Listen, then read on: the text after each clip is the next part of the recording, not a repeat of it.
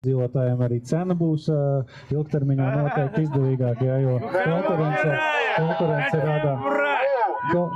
Šis objekts gan ir tik maziņš, ka viņš ir... А сколько таких будет объектов? Mēs šobrīd esam plānojuši konkrētā adresē uzbūvēt konkrētā objektu. Вот вы хотите обложить весь город этими чигарками. Mums, teiksim, tādas instalācijas ir daudzdzīvokļu. А мы вам бэкати. Es atvainojos, kā var savienot šo būvniecību ar Latvijas zaļo kursu? Es nesaprotu. Bet šis ir absolūti zaļš kurs, jo